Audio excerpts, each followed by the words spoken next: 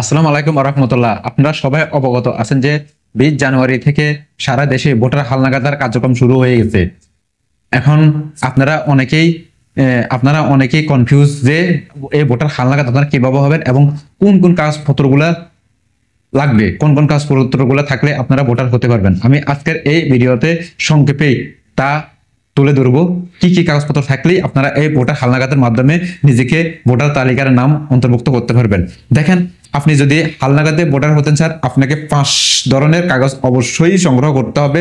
এই 5 ধরনের কাগজ যদি আপনি সংগ্রহ করে না থাকেন তাহলে আপনি কোনোভাবেই হালনাগাদে ভোটার হতে পারবেন না।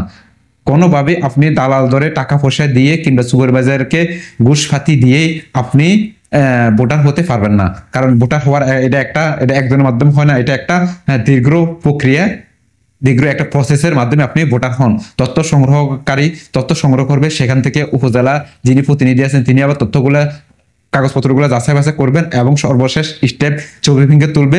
ছবি ফিঙ্গে তোলার পর সর্বশেষ স্টেপ কার্ডটা যখন অনলাইনে ইস্যু করবে তখন যেভাবে তিনি ডাটা এন্ট্রি করে থাকেন সেই ডাটা এন্ট্রিগুলো ভালোভাবেই ভেরিফাই করে থাকবেন, তারপরে আপনি আপনার ভোটার তালিকায় নামটি অন্তর্ভুক্ত করতে পারবেন।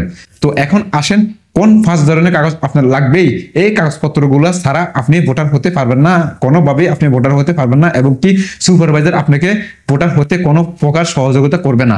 আপনি এই কাগজপত্রগুলা কি কাগজপত্রগুলো লাগবে, আপনি এই কাগজপত্রগুলা কোথায় থেকে পাবেন, কিভাবে সংগ্রহ করবেন, আজকের এই ভিডিওতে আমি সংক্ষেপে আলোচনা করলাম। প্রথমত আপনার 5 প্রকার কাগজপত্রের মধ্যে প্রথমত আপনার যে কাগজটি অবশ্যই মাস্ট বি লাগবে, যে কাগজটি আপনি থাকতেই হবে, সেই কাগজটি হচ্ছে আপনার 17 ডিজিটের অনলাইন জন্ম নিবন্ধন সনদ। আপনার 17 ডিজিটের অনলাইন জন্ম নিবন্ধনটি ছাড়া আপনি কোনোভাবেই আপনি ভোটার হতে পারবেন না।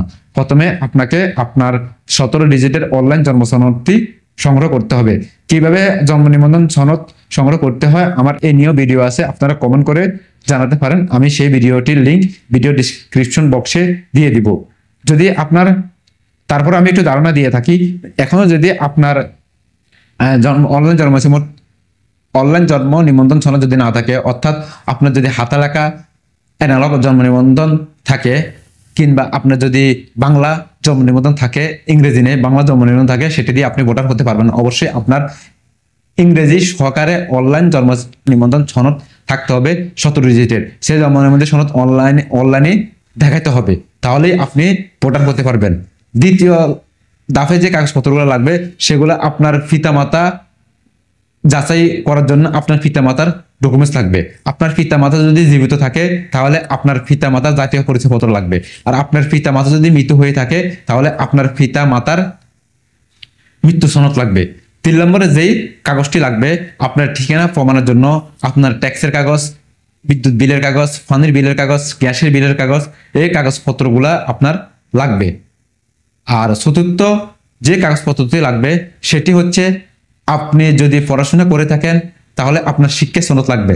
অর্থাৎ আপনি যদি দাখিল পাস করে থাকেন, এসএসসি পাস করে থাকেন কিংবা ইন্টারমিডিয়েট পাস করে থাকেন, যেই ক্লাসে আপনি পাস করে না থাকেন না কেন, সেই ক্লাসের শিক্ষা সনদ আপনার প্রয়োজন ক্ষেত্রে লাগবে।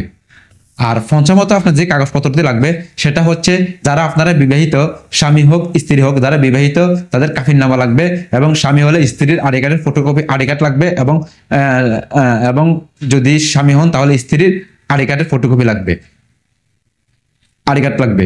এই 5 প্রকার কাগজপত্র ছাড়া আপনি যাদের এই 5 প্রকার কাগজপত্র আছে তারাই ভোটার হতে পারবে। এই 5 প্রকার কাগজপত্রের মধ্যে যাদের ঘাটতি আছে তারা কিছুতে ভোটার হতে পারবেন না। কিছু নির্দেশনামূলক কথাবার্তা এখন আমি বলি।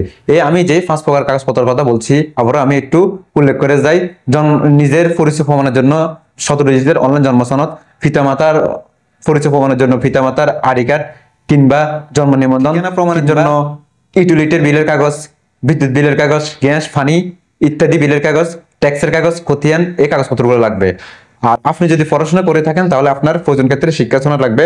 আপনি যদি বিবাহিত হয়ে থাকেন স্বামী স্ত্রীর আইডি কার্ড লাগবে, আর আপনি যদি স্বামী স্ত্রীর আইডি কার্ড এবং লাগবে। তো এই 5 প্রকার কাগজপত্রগুলো আপনার অবশ্যই ফটোকপি লাগবে। আপনি রঙিন ভালো একটা প্রিন্টার থেকে রঙিন ভাবে ফিন আপ করে আপনি একটা ফিন করে তাহলে আপনার নির্বাচনী ওয়ার্ড বা ইউনিয়নের যে সুপারভাইজার আছে তার সাথে আপনি দেখা করুন, তিনি আপনার কাগজপত্রগুলো ভেরিফাই করে অনলাইনে আপনার ডাটা এন্ট্রি করে দিবে। এখন কথা হচ্ছে যে আপনি কোথায় করবেন, এই কাগজপত্রগুলো আপনি কোথায় যাবেন। বাংলাদেশের প্রত্যেকটা ইউনিয়নে ওয়ার্ডের ভিত্তিক একজন সুপারভাইজার নির্ধারণ করা দেওয়া হয়েছে, কিংবা কোনো ক্ষেত্রে ইউনিয়ন ভিত্তিক একজন নির্বাচনী সুপারভাইজার নির্ধারণ করে দেওয়া হয়েছে নির্বাচন অফিসের পক্ষ থেকে। তিনি একটা নির্দিষ্ট এরিয়া সিলেক্ট করবেন, হয়তো ওয়ার্ডের কোনো একটা উল্লেখযোগ্য বাজার, পরিচিত বাজার কিংবা কোনো একটা স্কুল, সেখানে তিনি তার তথ্য কেন্দ্র হিসেবে তিনি তার তথ্য নেওয়ার স্থান সিলেক্ট করবেন। সেখানে গিয়ে আপনি তাকে এই কাগজপত্রগুলো দেখাতে হবে।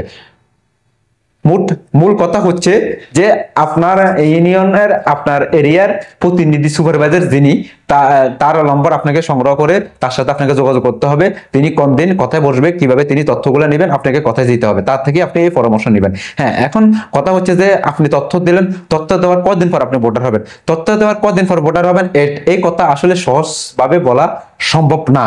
তথ্য নেওয়ার পর আপনাদেরকে উনি একটা ডেলিভারি স্লিপ দেওয়া হবে। ওই ডেলিভারি স্লিপ একে যে তারিখ দেওয়া হবে সেই তারিখে আপনার ছবি, ফিঙ্গার, বায়োমেট্রিক বা যে এঙ্গারমেন্ট গুলো আছে সেগুলো তারা আপনার কাছ থেকে নিবে।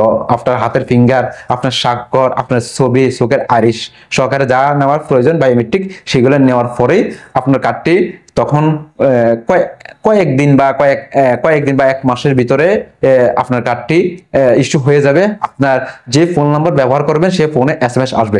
অবশ্যই আপনি একটি যে সচল ফোন নম্বর ব্যবহার করবেন, যে সিমটি আপনি ব্যবহার করে থাকেন সেই সিমটি আপনি ব্যবহার করবেন, যেটা আপনার ফোনে SMS আসলে আপনি আপনার SMS এর মাধ্যমে আপনার NID নাম্বারটি আপনি পেয়ে যাবেন। তখন এই NID নাম্বারটি ব্যবহার করে অনলাইনের মাধ্যমে আপনার কাঙ্ক্ষিত জাতীয় পরিচয়পত্রটি আপনি উত্তোলন করতে পারবেন।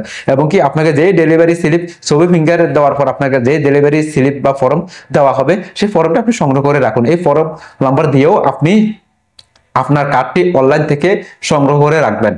কোনোভাবেই কোনো দালালকে, কাউকে কোনো টাকা পয়সা দিবেন না। অনেকে আপনাকে বলবে যে আমাদেরকে টাকা পয়সা দিন, তাহলে আপনার কার্ডটা আপনি তাড়াতাড়ি পেয়ে যাবেন, খুব তাড়াতাড়ি পেয়ে যাবেন। আসলে না, এক্ষেত্রে কোনো টাকা পয়সা দেওয়ার দরকার নাই, একটু ধৈর্য ধরুন।